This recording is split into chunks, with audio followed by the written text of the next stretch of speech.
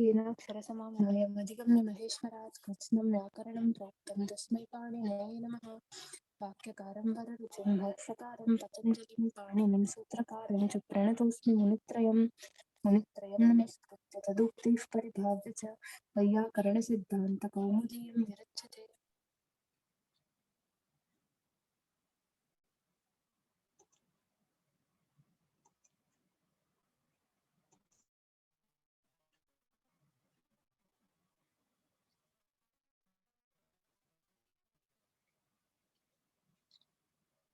प्रकरणे वयं वनोरच इति सूत्रपर्यन्तं पठितवन्तः। तस्य तदन्तर्गतवार्तिकद्वयमपि अस्माभिः पठितं। वनो नहश इति वक्तव्यम् इति वार्तिकं, तेन सह बहुव्रीहौ वा इति वार्तिकद्वयमपि अस्माभिः अधीतम्। अग्रिमं सूत्रं पादो अन्यतरस्याम् इति सूत्रमस्ति। पादो अन्यतरस्याम् इति अग्रिमं सूत्रम्। पादः अन्यतरस्याम् इति तत्र द्विपदं सूत्रम्। ङीप् इति अनुवर्तते। ङीप् इति अनुवर्तते। रण्येभ्यो ङीप् इति सूत्रात् ङीप् इति अत्र अनुवर्तते। तर्हि पादः अन्यतरस्यां ङीप् स्यात् इति सामान्यः अर्थः। पादः इति पादशब्दात् पादशब्दः कृतसमासान्तः निर्दिशते। अर्थात् पादशब्दः यस्य कस्यापि समासस्य अन्ते भवति तत् अत्र सूच्यते। पादः इति अन्तलोपात्मके समासान्ते कृते परिशिष्टपात् शब्दः इह गृह्यते इति मनोरमा द्रष्टव्या अस्ति। ततः व्याख्यानतो विशेषप्रतिपत्ति इति अस्ति। पश्यतु अत्र पादो अन्यतरस्यां पत्र पश्यतु कृतसमासान्तः इति अस्ति। पात् शब्दः कृतसमासान्तः तदन्ताद् प्रातिपदिकात् ङीप् वा स्यात् इति सूत्रस्य अर्थः। तत्र अस्ति पात् शब्दः कृतसमासान्तः पात् शब्दः तदन्तात् प्रातिपदिकात् ङीप् वा स्यात् इत्युक्ते तत्र किं भवति? अन्तवर्णलोपः भवति। तादृशसमासान्तकार्यं यस्य पादशब्दस्य भवति तादृशपादशब्दः यस्य प्रातिपदिकस्य अन्ते भवति तादृशं प्रातिपदिकम् इति।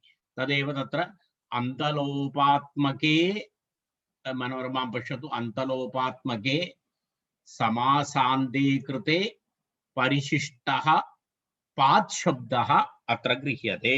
यदा द्वौ पादौ यस्याः इति विग्रहवाक्यं भवति तत्र संख्यासु पूर्वस्य इति सूत्रं ये समासं पठितवन्तः ते स्मरन्ति। तत्र किं भवति? पादशब्दस्य लोपः भवति इत्युक्ते अन्तिम अकारस्य लोपः भवति। स विषयः अत्र उल्लिखितः। तदहं सूचयिष्यामि। यदा उदाहरणप्रतिपादनं भवति तदा अहं विवरणं करिष्यामि। तर्हि अत्र पश्यतु एवमस्ति। पात् शब्दः कीदृशः पात् शब्दः? कृतसमासान्तः तदन्तात् प्रातिपदिकात् कृतसमासान्तः पात् शब्दः भवति। सः समासस्य अन्ते भवति। समासः भवति समासस्य अन्ते भवति। समासान्ते यदा भवति तदा किं भवति इति उक्तं? पात् शब्दः कृतसमासान्तः तदन्तात् प्रातिपदिकात्। अर्थात् समासान्ते पात् शब्दः अनन्तरं तत्र अन्तवर्णलोपः अपि जातः भवति। तादृशप्रातिपदिकात् किं भवति? विकल्पेन ङीप् प्रत्ययः भवति। वैकल्पिकं रूपमस्ति। विकल्पेन ङीप् प्रत्ययः भवति। विकल्पेन ङीपु प्रत्ययः भवति इति एतस्य आशयः। ङीपु प्रत्ययं वैकल्पिकं तत्र भवति, तेन रूपद्वयं तत्र भवति। एकं तु ङीपु प्रत्ययपक्षः, अपरं तु ङीपभावपक्षः। तत्र सूत्रार्थः स्पष्टः अस्ति। पश्यतु, अत्र वयम् एकवारं काशिकामपि पश्यामः। पादः इति कृतसमासान्तः पादशब्दः निर्दिश्यते।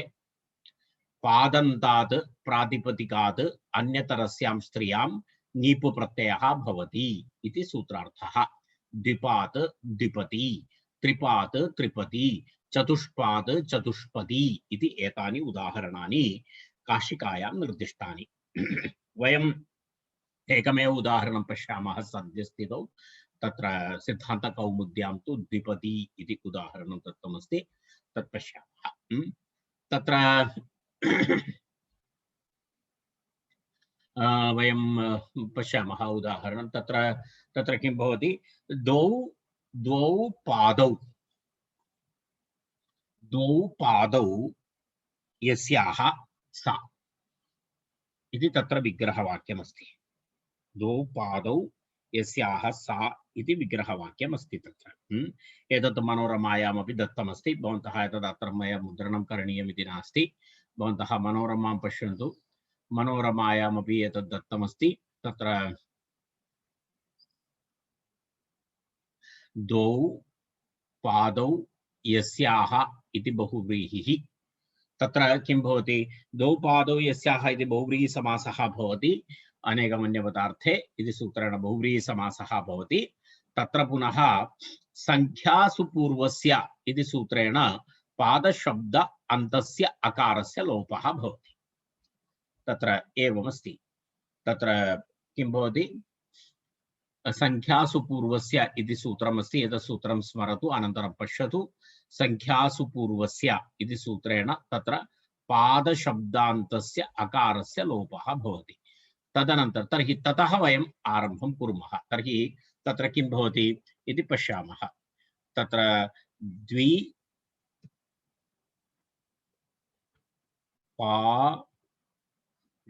इति भवति, द्विपाद इति भवति, रैट्। तत्र द्वौ पादौ यस्याः सा इति विग्रहे बहुव्रीहिसमासः। तत्र द्विपाद इति भवति। पादशब्दः अस्ति अन्ते, परन्तु तत्र किं भवति, संख्यासु पूर्वस्य इति सूत्रेण तत्र अकारस्य लोपः भवति। अकारस्य अन्त अकारस्य लोपः भवति चेत् द्विपाद इति शब्दः भवति। तर्हि अत्र वयं पश्यामः, अयं कृतसमासान्तः पात् शब्दः।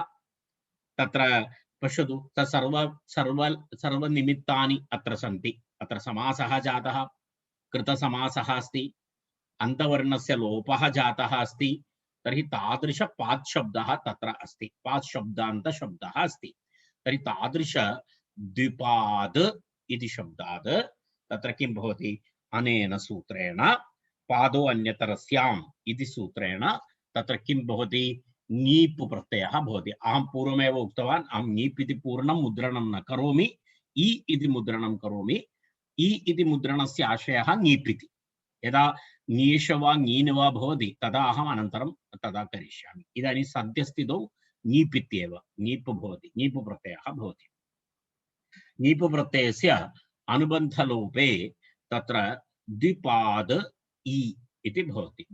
द्विपाद इ इति अस्ति।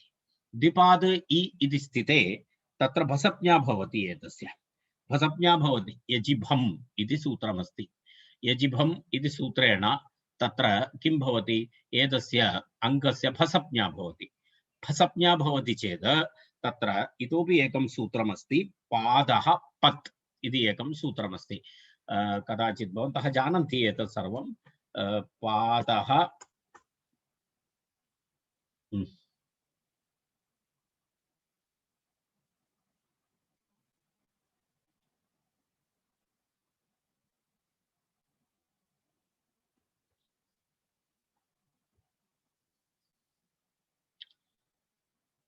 पादः पत् इति सूत्रं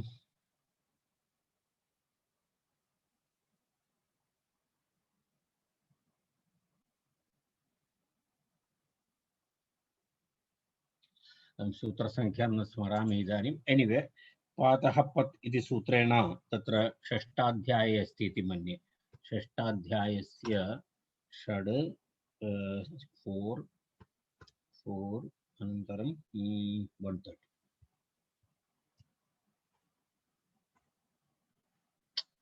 नायति। पादः पत् इति सूत्रमस्ति। पादः पत् इति सूत्रेण तत्र किं भवति? तत्र अहं न जानामि एतत् किं जातं। ह्यः अपि एषा एव विसर्गमस्तु तत्र तदेव विसर्गं विसर्गं परन्तु विसर्गसहितमस्ति सूत्रम्। न सूत्रं वर्तते पश्यतु न,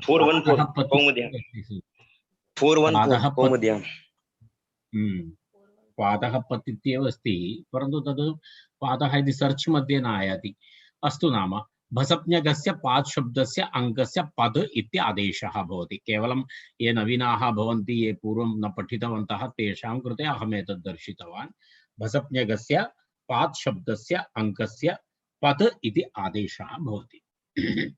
तत्र पश्यतु, सुपाद इति एकम् उदाहरणमपि दत्तमस्ति। पश्यतु, सुपाद इति अस्ति। तत्र किं भवति? टा इति प्रत्ययः भवति द्वितीय तृतीय एकवचनस्य। तर्हि सुपद इति तत्र भवति। एवं तत्र विवरणम् अस्ति। तर्हि अत्रापि एतेन सूत्रेण पादः पत् इति सूत्रेण तत्र किं भवति? अत्रापि द्विपाद इत्यस्य स्थाने किं भवति? द्विपाद इति भवति। तदनन्तरम् इ इति भवति। मिलित्वा किं भवति? द्विपदी इति रूपं भवति। तस्मात्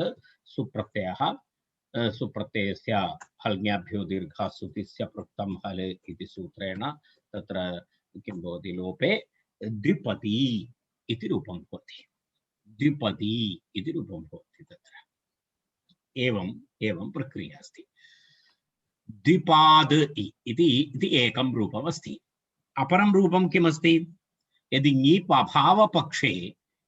अभावपक्षे तत्र किं भवति? किं रूपं भवति? द्विपात् इति रूपं भवति। एवं खलु? ङीप् यदि न भवति चेत् तत्र किं भवति? वावसाने इति सूत्रेण तत्र चर्त्वं भवति। चर्त्वं भवति चेत् द्विपात् इति एकं रूपं भवति। चर्त्वं तु वैकल्पिकमस्ति इति कृत्वा तत्र किं भवति?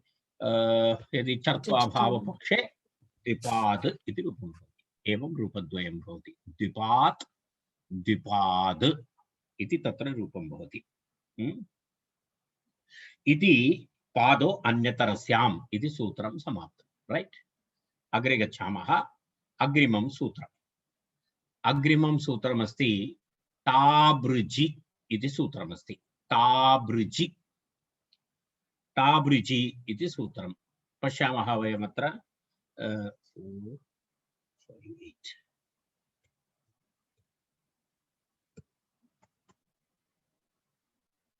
ताबृजि इति सूत्रं। तत्र पदच्छेदः टाप् अनन्तरं रुचि इति द्विपदं सूत्रं। द्विपदं सूत्रं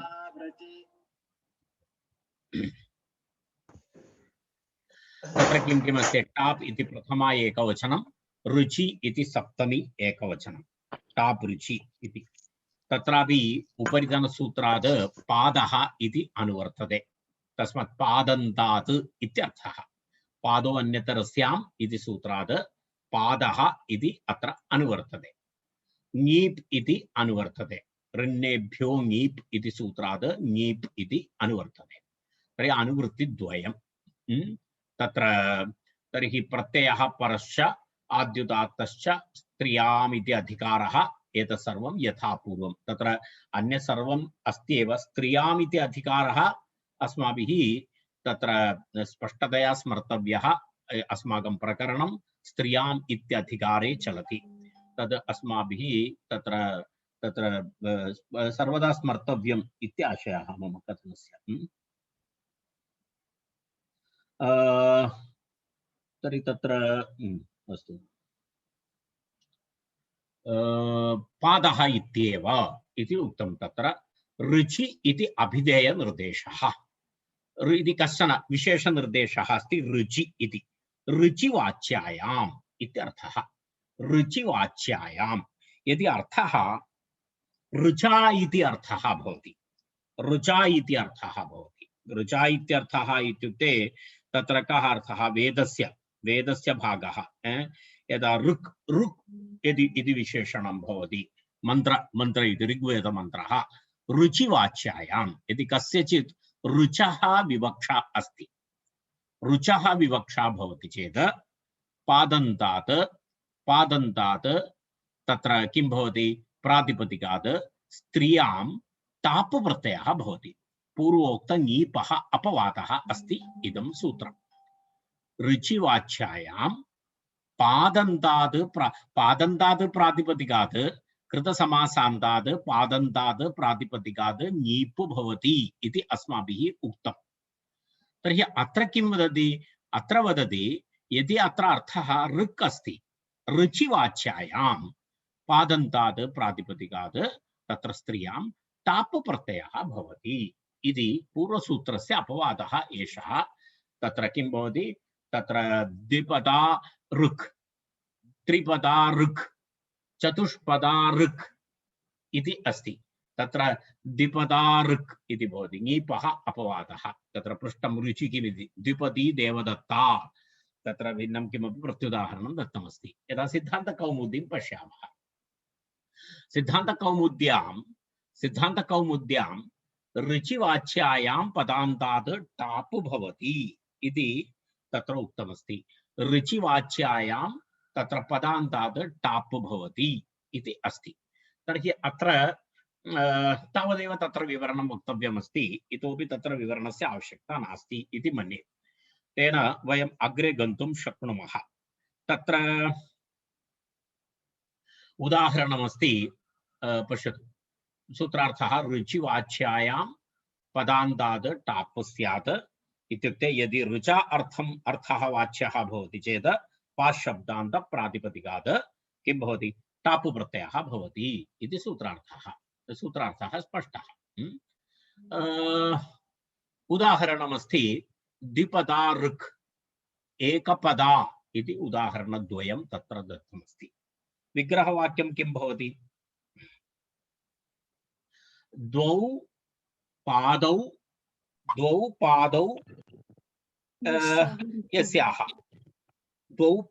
यस्याः सा इति तत्र समासः तु समान एव, केवलं विशेष्यं भिन्नं भवति, ऋक् इति भवति, तावदेव।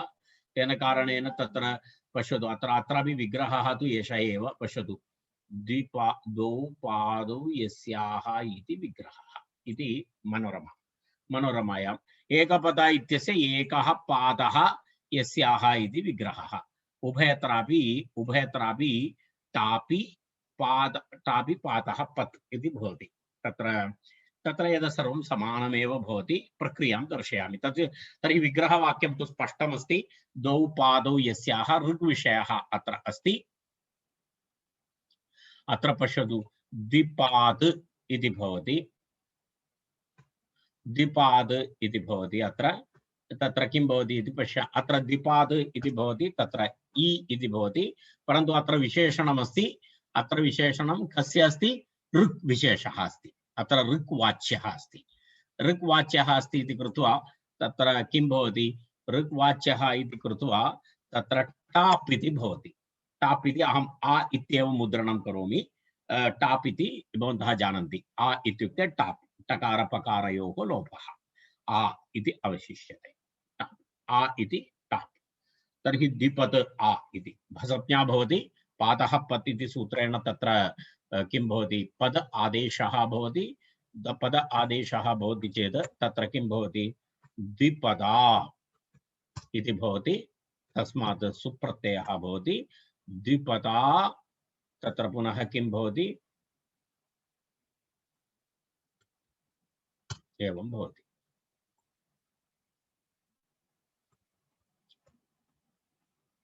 द्विपदा ऋक् इति अस्ति। नित्यविधिः अस्ति। नित्यविधिः अस्ति इति कृत्वा तत्र वैकल्पिकनियमः नास्ति। तत्र तु द्विपदा इति रूपं भवति। द्विपदा इति द्विपदा ऋक्। एवमेव अपरम् उदाहरणं तत्र स्पष्टमस्ति। एकपदा इति। एवमेव समानमेव करणीयम्। एकपात् आ, एकपत् आ, एकपदासु सुप्रत्ययस्य हल्ज्ञाभ्यो लोपः। एवं एकपदा ऋक् इति तस्य विवरणं भवति। एवं ताबृचि इति सूत्रमस्ति।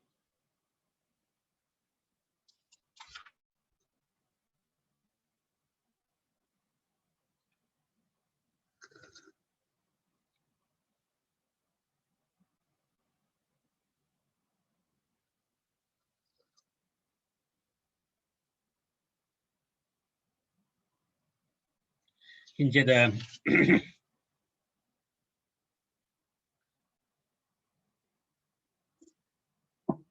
महाभाष्यकारस्य मते एतस्य सूत्रस्य आवश्यकता नास्ति। महाभाष्ये एतत् सूत्रं प्रत्याख्यातमस्ति। किमर्थम् इत्युक्ते तत्र आचार्यः वदति तत्र ज्ञाप्रातिपदिकादिति सूत्रस्य भाष्ये एतस्मिन् विषये विवरणमस्ति। ज्ञाप्रातिपदिकादिति सूत्रस्य भाष्ये आचार्यः वदति कोशादिप्रामाण्येन पादशब्दः अनन्तरं पदशब्दः एतयोः द्वयोः अपि समानार्थः अस्ति। तस्मात् पदशब्दः यदि भवति, पदशब्दः भवति चेत् अदन्तत्वादेव तत्र किं भवति, अजाद्यतष्टाप् इति सूत्रेण तत्र टाप् प्रत्ययः भवति। तर्हि तस्य अदन्तत्वं तु भवत्येव। तर्हि प्रश्नः एषः अस्ति, तत्र अकारान्तत्व अदन्तत्वेन टाप् अपि भवति, अनन्तरं ङीप् अपि भवति। तत्र पूर्वसूत्रेण टाबृचि इति न टाबृचि न तत्र पूर्वपादो अन्यतरस्याम् इति सूत्रेण तत्र ङीप् अपि भवति। तर्हि द्विपदा इत्यपि रूपं भवितुमर्हति, द्विपदी इति द्विपदा इत्यपि रूपं भवितुमर्हति, द्विपदा इत्यपि रूपं द्विपदी इति रूपं भवितुमर्हति। तर्हि तत्र द्विपदी अनन्तरं द्विपाद इत्यादि रूपाणां निवृत्तिनिमित्तम् एतस्य सूत्रस्य आवश्यकता अस्ति इति एकः पक्षः। अत्र नित्यरूपम् अस्ति खलु द्विपदा इति। यदि एतत् सूत्रं नास्ति तर्हि किं भवितुमर्हति, द्विपदी इत्यपि रूपं भवितुमर्हति खलु। तर्हि तस्य वारणार्थम् इदं सूत्रम् इति एकः पक्षः। तत्र आचार्यः वदति, तत्र आचार्यस्य एवमस्ति, तत्र द्विपदी द्विपात् इति रूपम् इष्टसिद्धिः अस्ति। तादृशप्रयोगाः सन्ति इति महाभाष्यकारस्य मतम्। यदि तथा द्विपदी इति रूपं भवति चेदपि तत्र दोषः नास्ति इति अस्ति।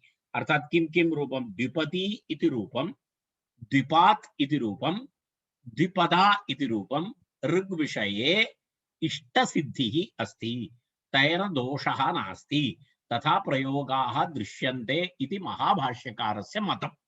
तेन कारणेन महाभाष्ये ताबृचि इति सूत्रं ज्ञाप्रातिपदिकादिति सूत्रस्य विवरणसन्दर्भे प्रत्याख्यातमस्ति।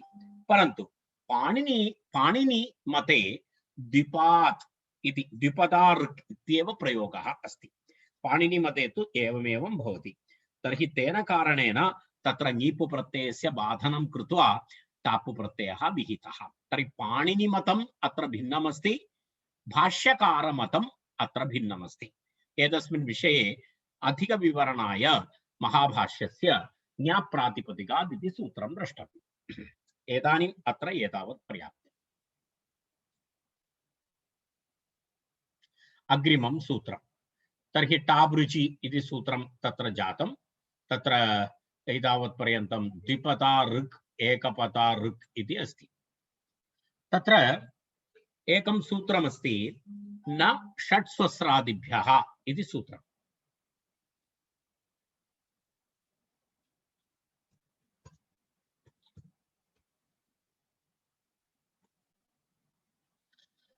इदं सूत्रं न षट्सहस्रादिभ्यः इति सूत्रं कुत्र आगतमस्ति? अजन्त स्त्रीलिङ्गप्रकरणे आगतमस्ति। भवन्तः केचन पठितवन्तः स्युः, केचन न पठितवन्तः स्युः, परन्तु तत् सूत्रं तत्र उल्लिखितम् इति कृत्वा अत्र वस्तुतः स्त्रीप्रत्ययसन्दर्भसूत्रमस्ति, परन्तु अत्र विवरणं न कृतमस्ति तस्य। केवलम् आचार्यः अत्र किं कृतवान्? न षट्सहस्रादिभ्यः इति दत्तवान्। पश्यतु, अत्र न षट्सहस्रादिभ्यः इति दत्तवान्। अयं विषयः तु स्त्रीप्रत्ययसन्दर्भविषयः इति कृत्वा अस्माभिः एतत् सूत्रं पठनीयमस्ति। कारणम् अत्र ये अजन्तस्त्रीलिङ्गप्रकरणं न पठितवन्तः तैः एतत् द्रष्टव्यं। न षट्सहस्रादिभ्यः, न अनन्तरं षड् स्वस्र आदिभ्यः इति द्विपदं सूत्रं कथमस्ति? न अनन्तरं षड् स्वस्रादिभ्यः इति अस्ति। तत्र किमस्ति? षड् इति संज्ञा अस्ति, षट् इति संज्ञा अस्ति। यदा वृद्धिसंज्ञा गुणसंज्ञा इव षट् इति संज्ञा कस्य अस्ति? षट् संज्ञा कस्य भवति? श्नान्ता षट्, भवन्तः जानन्ति, श्नान्ता षट् इति जानन्ति। शान्तः नान्तः च षट् संज्ञकाः भवन्ति इति वयं जानीमः। श्नान्ता षट् दर्शनीयं नास्ति खलु? अस्तु, तत्र षट् संज्ञकशब्दाः भवन्ति। अनन्तरं स्वस्रादिशब्दाः भवन्ति। स्वस्राः इति तत्र केचन शब्दाः भवन्ति। तस्य कृते तत्र कति शब्दाः भवन्ति?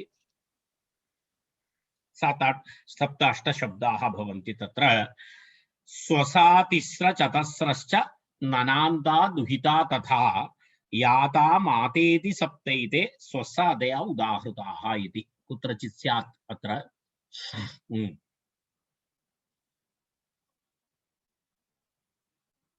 मनोरम सिद्धान्तकौमुद्याम् अस्ति, अत्र अस्ति, पश्यतु। स्वस्रादयः इत्युक्ते एते, पश्यतु। स्वसा तिस्रचतस्रश्च ननान्ता दुहिता तथा याता मातेति सप्तैते स्वस्रादय उदाहृताः इति अस्ति। एते सर्वे एते शब्दाः स्वस्रादयः शब्दाः। भवन्तः तद् नोट् कृत्वा स्थापयन्तु। स्वसा तिस्र चतस्र ननान्ता दुहिता तथा याता मातेति सप्तैते स्वस्रादयः उदाहृताः। तर्हि एतेषाम् अनन्तरं षट् संज्ञकेभ्यः स्वस्रादिभ्यश्च नीप् प्रत्ययः अनन्तरं टाप् प्रत्ययः च न स्तः इति निषेधसूत्रमस्ति। निषेधसूत्रमस्ति। तत्र किमर्थं निषेधसूत्रमस्ति? एतस्य निषेधः किमर्थं करणीयः? ऋण्येभ्यो ङीप् इति ङीप् भवितुम् अर्हति। सर्वदा निषेधसूत्रस्य पठनकाले विधिसूत्रस्य स्मरणं कर्तव्यं। यदि कोऽपि न आयाति तर्हि मा आगच्छतु इति वक्तव्यं नास्ति। यदि आगच्छति चेदेव मा आगच्छतु इति वक्तव्यं। तस्मात् निषेधसूत्रपठनकाले किं करणीयं भवति?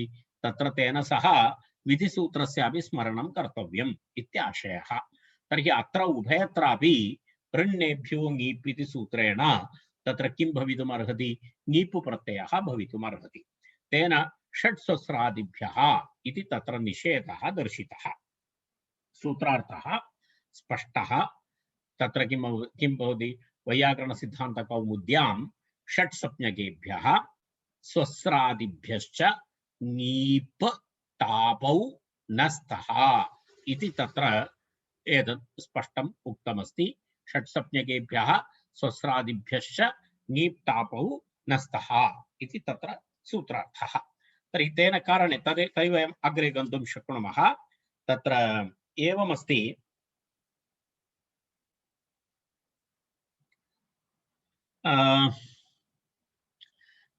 प्रथमं तत्र उदाहरणं दत्तमस्ति। इदानीं वयं गच्छामः अत्र गच्छामः। न षट्सहस्रादिभ्यः इति सूत्रस्य विवरणं मया कृतं। तस्य कृते एकम् उदाहरणं दत्तं। तत्र पञ्च इति शब्दः। पञ्च इति शब्दः।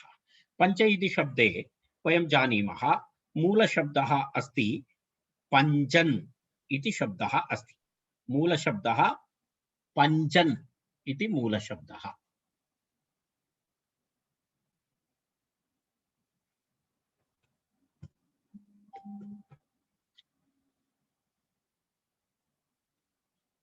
एवं भवति। मूलशब्दः पञ्चन् इति अस्ति नकारान्तशब्दः। मूलशब्दः तस्य तस्य संज्ञा भवति। का संज्ञा भवति तस्य पञ्चन् शब्दस्य? शान्ता नान्ता अस्ति खलु, तर्हि किं भवति? षट् संज्ञा भवति। रैट्, एतस्य का संज्ञा? षट् संज्ञा अस्ति। तत् केवलम् एकवारं स्मर्तुं लिखितवान्। षट् संज्ञा अस्ति। पञ्चन् शब्दस्य षट् संज्ञा अस्ति। तर्हि षट् संज्ञा अस्ति इति कृत्वा तत्र किं भवति? नट् स्वस्रादि। अत्र पञ्चन् इति वस्तुतः नकारान्तशब्दः। नकारान्तशब्दः भवति चेत् ऋन्नेभ्यो ङीप् इति सूत्रेण ङीप् प्रत्ययः भवितुम् अर्हति। परन्तु अत्र षट् संज्ञा अस्ति, न षट्स्वस्रादिभ्यः इति सूत्रेण तस्य ङीप् निषेधः। ङीप् निषेधः भवति चेत् पुनः केवलं पञ्चन् इत्येव भवति। पञ्चन् इत्येव भवति। तस्मात् सुप्रत्ययः भवति। सुप्रत्ययस्य हल्ङ्याभ्यो लोपः इति लोपः भवति। न लोपप्रातिपदिकान्तस्य इति सूत्रेण तस्य लोपः भवति। नकारस्यापि लोपः भवति। तर्हि पञ्च इत्येव रूपं भवति। पञ्च इत्येव रूपं भवति इति प्रथमम् उदाहरणम्। द्वितीयम् उदाहरणं तत्र दत्तमस्ति चतस्रः इति। क्षम्यताम्।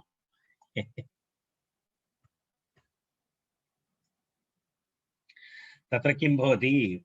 एतदस्ति खलु, तत्र भवन्तः किमपि न पश्यन्ति। बहुवचनशब्दः अस्ति खलु, बहुवचनशब्दः अस्ति खलु, कथं सुप्रत्ययः भवति? जस् प्रत्ययः। जस् प्रत्ययः भवति। तत्र षड्भ्यो लुक् इति सूत्रेण तस्य लुक् लोपः भवति। जस्यसोः तत्र षड्भ्यो लुक् इति सूत्रमस्ति। किं सूत्रं? षड्भ्यो लुक्। षड्भ्यो लुक् इति सूत्रेण तत्र लुक् लोपः भवति। लुक् लोपः भवति चेत् पञ्च इति भवति। इति तत्र इत्युक्ते तत्र ङीप् प्रत्ययः न भवति इति आगतम्। नेक्स्ट् अग्रिममस्ति। कः शब्दः दत्तः अस्ति? तत्र चतस्रः इति शब्दः दत्तः अस्ति। तत्र चतस्र शब्दः अस्ति। चतस्र इति शब्दः भवति। चतस्र इति अत्र शब्दः मूलशब्दः। चतस्र इति ऋकारान्तशब्दः। ऋकारान्तशब्दः इति कृत्वा तत्र किं भवितुम् अर्हति? तत्र ऋन्नेभ्यो ङीप् इति ङीप् भवितुम् अर्हति। तत्रापि किमस्ति? अस्य शब्दस्यापि तत्र उक्तं स्वस्रचतस्रादिभ्यः न भवति इति उक्तं। तद्वयं पूर्वं पठितवन्तः। षड् संज्ञकेभ्यः स्वस्रादिभ्यश्च ङीप्तापो न इति। तर्हि स्वस्रादिगणे एषः चतस्र इति शब्दः अस्ति। तेन कारणेन अत्र चतस्रः इति शब्दादपि किं न भवति? ङीप् प्रत्ययः न भवति। चतस्र इत्येव भवति। चतस्र इत्येव भवति। तस्मात् तत्रापि जस् प्रत्ययः भवति। जस् प्रत्ययस्य किं भवति? चतस्र इति भवति खलु। जस् प्रत्ययस्य जकार अस् इति अवशिष्यते। अस् इति अवशिष्यते। तत्र किं भवति? तत्र मूलतः अयं शब्दः चतुर्शब्दः अस्ति। मूलतः अयं शब्दः चतुर्शब्दः अस्ति। भवन्तः जानन्ति त्रिचतुरोः स्त्रियां तिस्र चतस्र इति तत्र सूत्रमस्ति। तेन सूत्रेण तत्र वस्तुतः चतस्र आदेशः। अयं मूलशब्दः तु किमस्ति? चतुर् इति एवमस्ति। चतुर् इति शब्दः अस्ति। चतुर इति शब्दस्य स्थाने किं भवति? चतस्र आदेशः भवति। एवमस्ति। चतस्र आदेशः। रैट्। तर्हि चतस्र अस् चतस्र अस् इति स्थिते तत्र किं भवति चतस्रस् इति भवति खलु चतस्रस् इति यणादेशः भवति तर्हि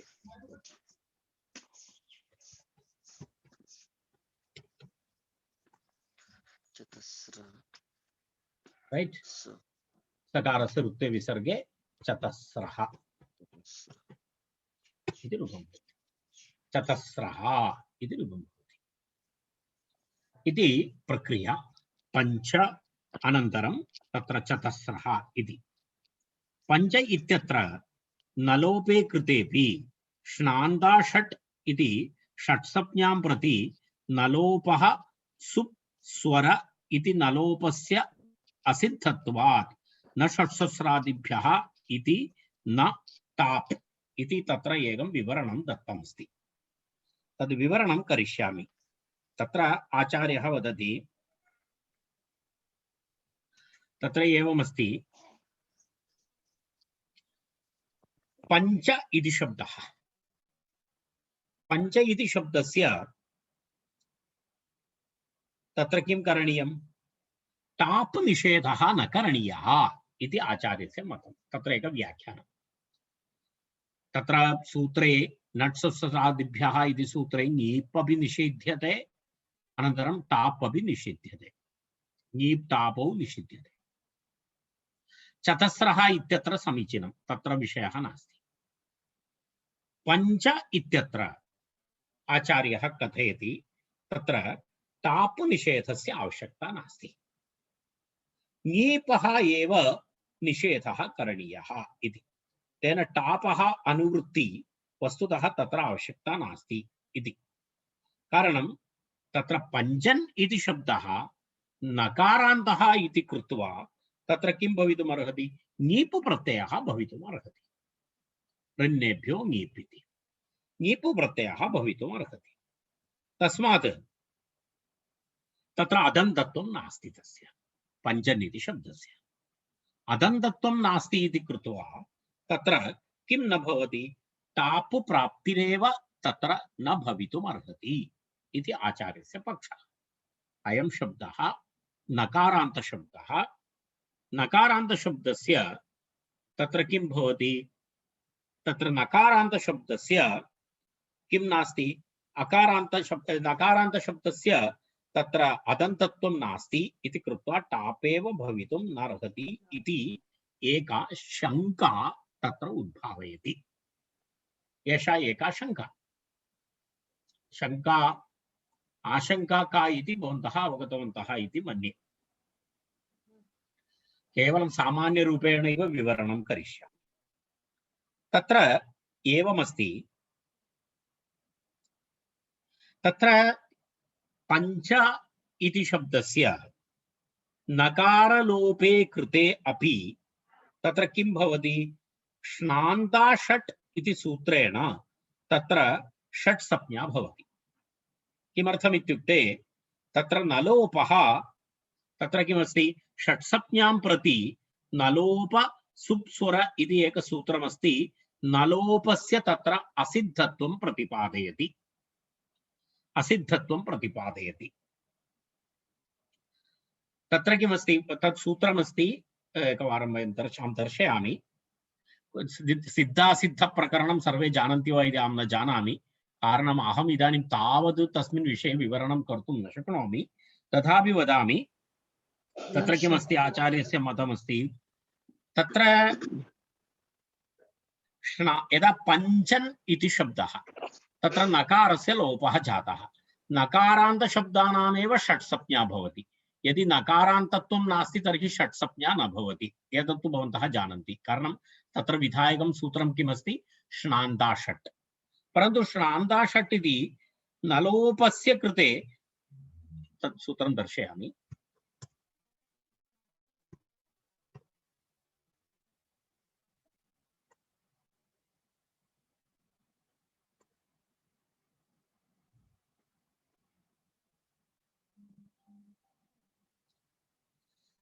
सूत्रसंख्यां स्मरति वा न 353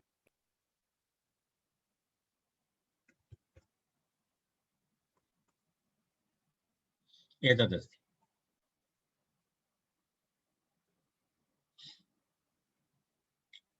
किमस्ति? नलोप सुप्स्वर संज्ञा तुग्विधिषु कृति इति अस्ति। नकारलोपः केवलं सुप् विधौ, स्वर विधौ, संज्ञा विधौ तथा कृति तुक् विधौ एव असिद्धः अस्ति, न अन्यत्र इति अस्ति। नकारलोपः तत्र किं भवति? असिद्धः भवति। कुत्र कुत्र असिद्धः भवति? असिद्धः इत्युक्ते तद् अभवत् इत्येव न दृश्यते। अत्र संज्ञा विधि अस्ति, संज्ञा विधि अस्ति इति कृत्वा षट् संज्ञा विधि अस्ति। षट् संज्ञा विधौ किं भवति? नकारलोपः असिद्धः अस्ति। ज्ञातं? कुत्र कुत्र असिद्धता भवति?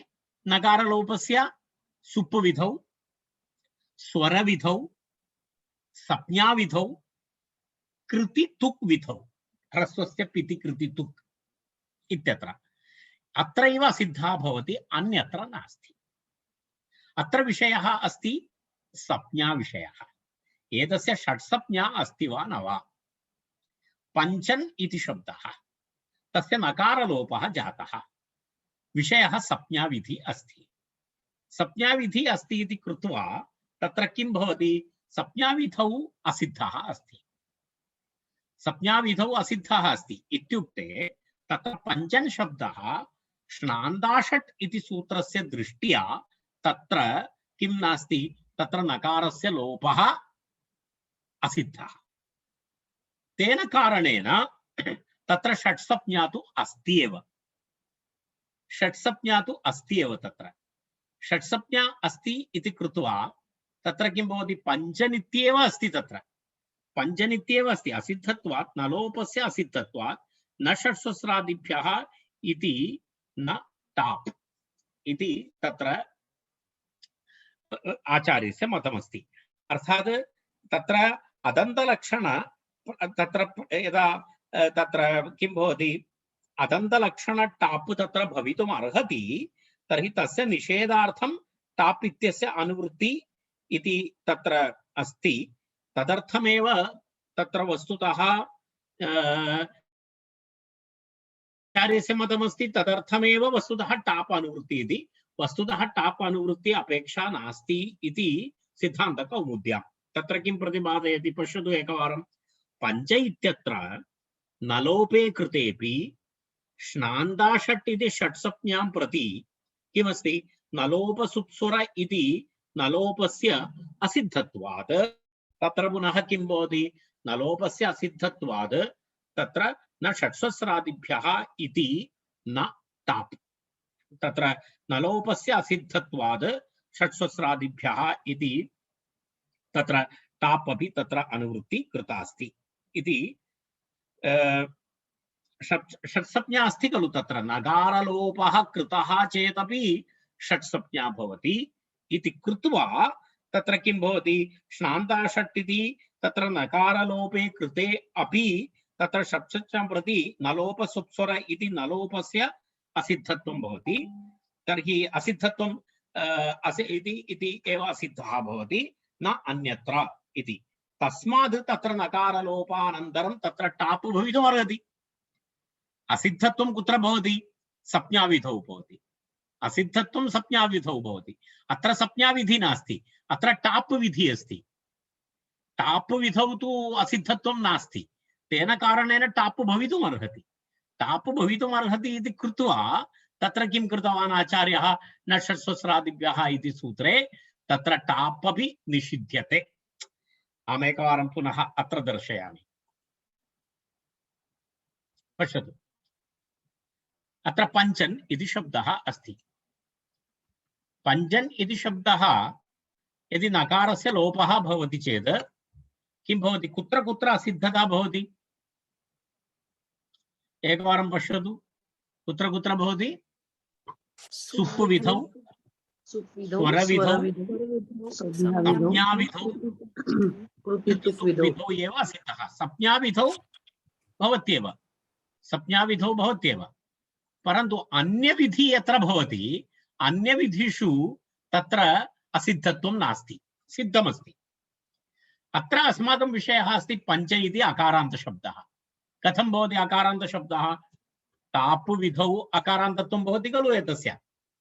कारणम् अयं विधिः पूर्वोक्तविधिषु न अन्तर्भवति।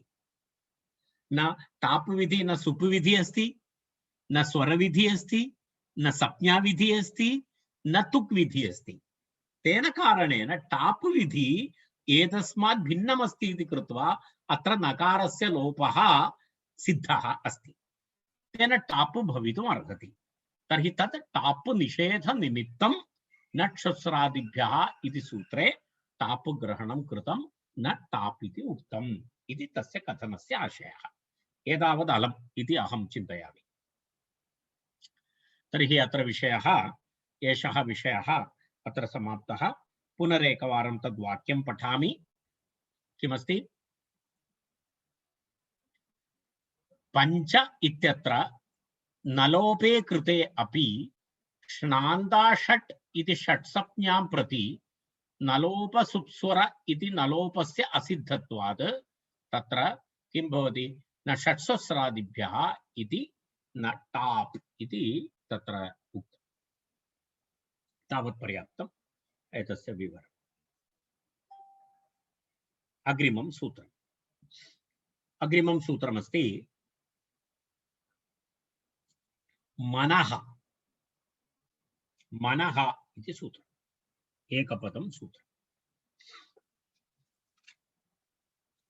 तत्र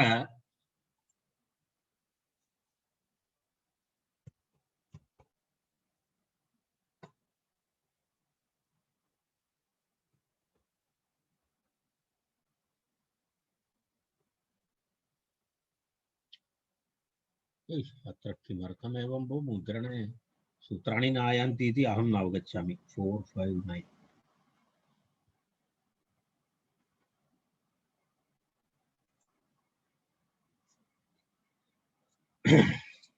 मनः। मनः इति मनःशब्दात् मनः इति पञ्चमी। मनः इति पञ्चमी।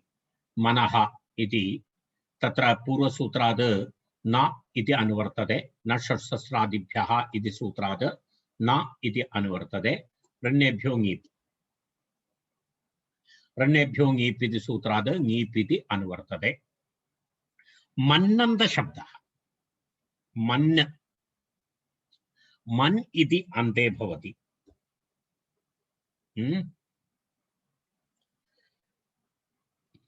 तत्र मन् इति अन्ते भवति।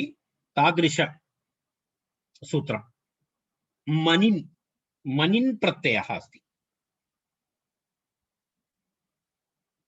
उणादिसूत्रमस्ति। उणादिसूत्रम्, उणादिप्रत्ययः एषः मनिन्। तत्र नामन्, सीमन्, व्योमन्, रोमन्, लोमन्, पाप्मन्, प्राप्मन् इत्यादि तत्र उणादिसूत्रमस्ति। उणादिसूत्राणां विवरणाय तत्र भवता तत्र गन्तव्यं भवति। पुनः कुत्र पूर्व भवन्तः अनन्तरं द्रष्टुं शक्नुवन्ति। उणादिसूत्राणि तत्र अहं पश्यामि, अत्र दत्तमस्ति चेत् दर्शयामि, अन्यथा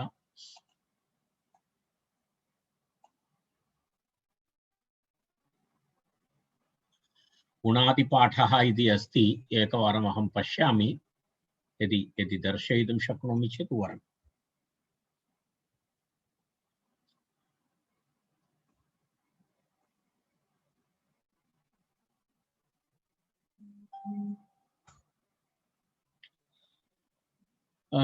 न दृश्यते तत्र।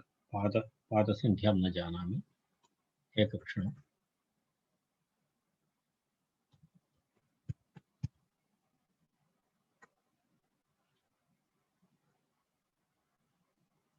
Yes.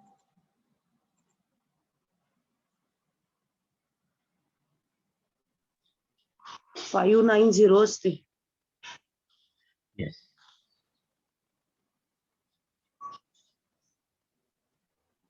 पश्यतु, एतत् सूत्रमस्ति अत्र, भवन्तः द्रष्टुं शक्नुवन्ति। एतेन सूत्रेण मनिन् प्रत्ययः भवति।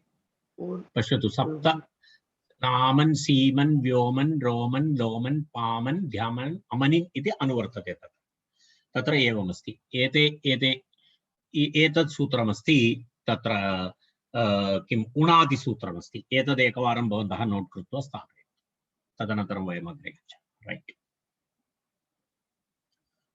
अस्माकं पूर्वसूत्रं प्रति आगतमस्ति मनः रैट् तर्हि मन्नन्तशब्दः मनिन् प्रत्ययान्तशब्दः मनिन् प्रत्यये अन्ते किम् अवशिष्येत मन् इति अवशिष्येत मन् इति अवशिष्येत नकारस्य लोपः भवति इकारस्य उच्चारणार्थत्वे च मन् इति अवशिष्येत मन् तर्हि तादृश मन्नन्तात् प्रातिपदिकात् ङीप् प्रत्ययः न भवति इति सूत्रार्थः मन्नन्तात् प्रातिपदिकात् ङीप् प्रत्ययः न भवति इत्युक्ते तस्य आशयः कः तस्य आशयः नकारान्त शब्देभ्यः यद् ऋन्नेभ्यो ङीप् इति सूत्रेण यद् ङीप् प्रत्ययः भवति तस्य निषेधः क्रियते अनेन सूत्रेण ऋन्नेभ्यो ङीप् इति ङीप् प्राप्तः मनः इति सूत्रेण प्रतिषिध्यते इत्यर्थः एतत् ज्ञातव्यम् अस्माभिः मन्नन्तात् प्रातिपदिकात् ङीप् प्रत्ययः न भवति इति तु सत्यमेव परन्तु किमर्थं न भवति केन भवति ऋन्नेभ्यो ङीप् इति सूत्रेण तत्र ङीप् प्रत्ययः भवितुम् अर्हति तस्य निषेधः क्रियते अनेन सूत्रेण तर्हि तत्र सिद्धान्तकौमुद्यां किम् उदाहरणं दत्तं सिद्धान्तकौमुदी उदाहरणानि एव वयम् अनुसरामः तत्र उदाहरणद्वयं सीमा सीमानौ सीमानः इति तत्र सिद्धरूपं दत्तमस्ति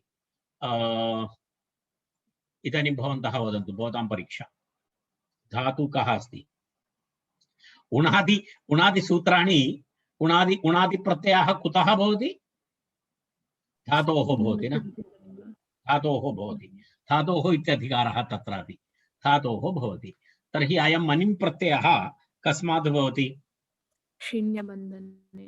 शिन्यबन्धने इति धातु शिन्यबन्धने इति धातु अस्ति तर्हि शिन्यबन्धने इति धातोः तत्र ञकारस्य संज्ञालोपः भवति धात्वादेः शः सः इति सकारादेशः भवति तर्हि सि इति भवति सि इति स्थिते तत्र तस्मात् औणादिक मनिन् प्रत्ययः दीर्घः च भवति तत्र उभयमपि अस्ति तत्र मन इति प्रत्ययः अपि भवति प्रकृतेः दीर्घः अपि भवति एतद् औणादिकविधिः तर्हि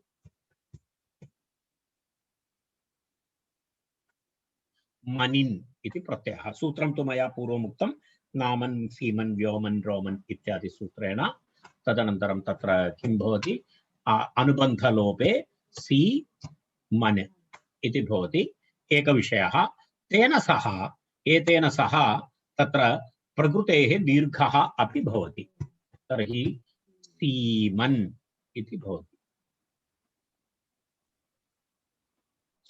एवं भवति प्रातिपदिकं सीमन् इति प्रातिपदिकं भवति सीमन् इति प्रातिपदिकं भवति सीमन् इति प्रातिपदिकात् तत्र नकारान्तप्रातिपदिकम् अस्ति नकारान्तप्रातिपदिकम् अस्ति इति कृत्वा तत्र किं भवितुम् अर्हति ऋन्नेभ्यो ङीप् इति ङीप् भवितुम् अर्हति तस्य ङीपः अनेन सूत्रेण निषेधः क्रियते ङीप् न भवति इति वदति तेन कारणेन तत्र किं भवति साक्षात् सीमन् शब्दात्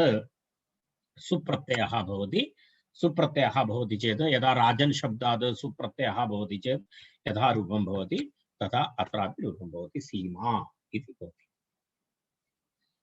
सीमा राजा राजानौ राजानः इव सीमा सीमानौ सीमानः इति सिद्धरूपं तद् भवन्तः पश्यन्तु तावदेव अस्ति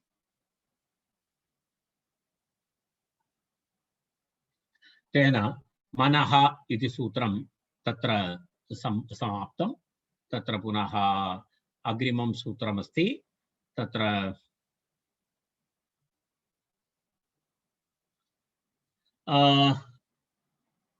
अनो बहुव्रीहेः इति अग्रिमं सूत्रं निषेधसूत्रमस्ति अनो बहुव्रीहेः इति निषेधसूत्रं तत्र द्विपदं सूत्रम्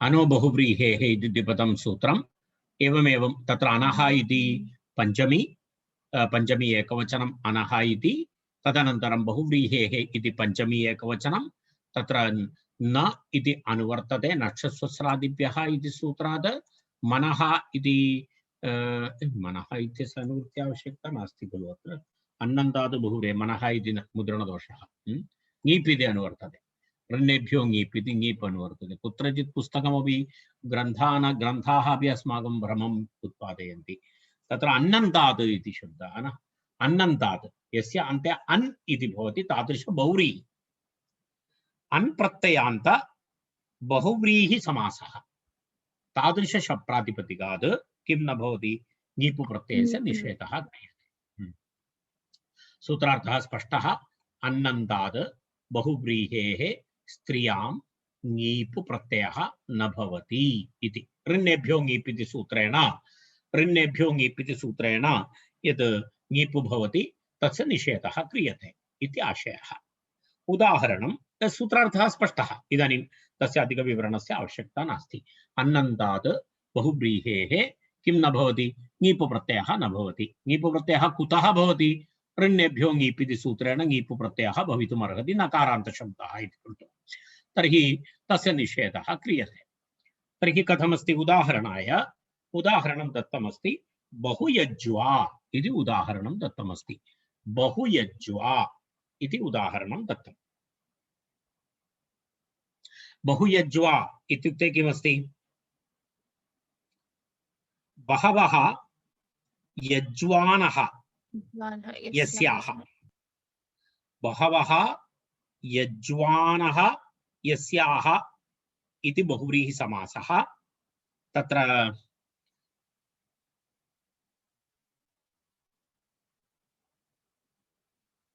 एतत् सर्वम् अत्र इदानीम् अहं मुद्रणलाभाय अहं बालमनोरमां दर्शयामि बहवः यज्वानः यस्याः इति तत्र विग्रहवाक्यं भवति तस्मात् समासः भवति विभक्तिलोपः भवति तत्र किं भवति मूलशब्दः भवति तत्र बहु यज्वन् इति शब्दः अस्ति बहु यज्वन् इति शब्दः भवति तत्र बहवः यज्वन् इति शब्दः वनिप्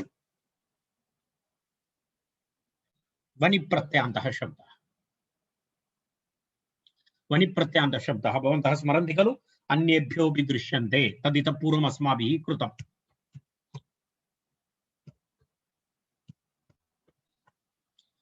बहु यज्वन् इति शब्दः पश्यतु अन् प्रत्ययान्तः शब्दः अन्ततो गत्वा अन् इति अस्ति तत्र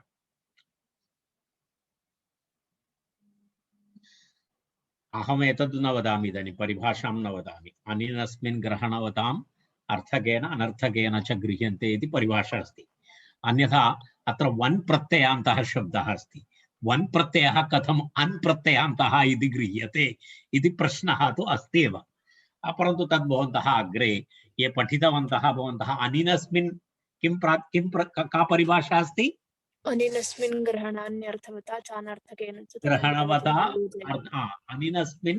अनेनस्मिन् ग्रहणानि अर्थवता च अनर्थकेन च गृह्णन्ति इति अस्ति तत्र परिभाषा तर्हि वन् इति अन् इत्यपि गृह्यते वन् अस्ति चेदपि तस्य अन् इत्यपि वन् इत्येव गृह्यते तत्र वन् इत्यस्य अन् गृह्यते तत्र समस्या नास्ति परिभाषयन्तु शेखरे अनेनस्मिन् इति परिभाषां भवन्तः पश्यन्तु प्रत्ययग्रह तस्य पूर्वतनपरिभाषां वदतु अर्थवद्ग्रहणे नानर्थकस्य इति परिभाषा अर्थवद्ग्रहणे नानर्थकस्य इति परिभाषायाः अपवादपरिभाषा अस्ति अनेनस्मिन् ग्रहणानि अर्थवता च अनर्थकेन च इति भवति एतद् भवन्तः ये एम्.ए. कृतवन्तः अत्र उपविष्टाः ते वस्तुतः बहून् पुरातनछात्रान् अहमेव स्वयं पाठितवान् इति अहं स्मरामि परिभाषयन्तु शेखरं ये अत्र उपविष्टाः सन्ति यदि भवन्तः न स्मरन्ति चेत् अहं दौर्भाग्यवान् गुरुः यदि स्मरन्ति चेत् भाग्यवान् तावदेव इति अन्ये यथा पठन्ति यथा कालं भवन्तः पठेयुः अहम् अस्मिन् विषये इदानीम् अधिकं विवरणम् एनिवे कस्यचित् मनसि संशयः भवति तत्र वन् इति अस्ति खलु अन् नास्ति खलु इति चेत् एतस्य उत्तरम् एषा परिभाषा। तर्हि बहुयज्वन् इति अस्ति अत्र शब्दः। तर्हि अत्र नकारान्तशब्दः। नकारान्तशब्दः इति कृत्वा अत्र किं भवितुमर्हति? तत्र ङीपु भवितुमर्हति। तस्य अनो बहुव्रीहेः इति अनेन सूत्रेण तस्य किं भवति? ङीपु निषेधः भवति। ङीपु निषेधः भवति चेत् तत्र सुप्रत्ययः भवति। सुप्रत्ययः भूत्वा तत्र किं भवति? सुप्रत्ययः भूत्वा तत्र सुप्रत्ययः भूत्वा सुप्रत्ययस्य हल्ङ्यादिलोपः भवति। तदनन्तरं राजन् शब्दः इव तत्र बहु यज्वा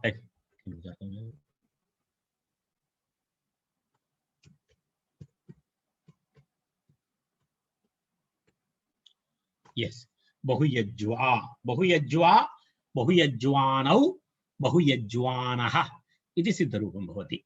एवम् एवम् एतेन सह अनो बहुव्रीहेः इति सूत्रम् अत्र समाप्तम्। अग्रिमं सूत्रं वयम् अग्रिमवर्गे पश्यामः। डाबुबाभ्याम् अन्यतरस्याम् इति सूत्रमस्ति। तेन सूत्रेण इदानीं भवतां ज्ञानाय वदामि। तद् वयम् इदानीं शान्तिमन्त्रं कुर्मः। शान्तिमन्त्रानन्तरं निमिषद्वयं तिष्ठन्तु। शान्तिमन्त्रेण आरम्भं कुर्मः। सर्वे भवन्तु सुखिनः, सर्वे सन्तु निरामयाः, सर्वे भद्राणि पश्यन्तु, मा कश्चित् दुःखभाग् भवेत्। ॐ शान्ति शान्ति शान्तिः।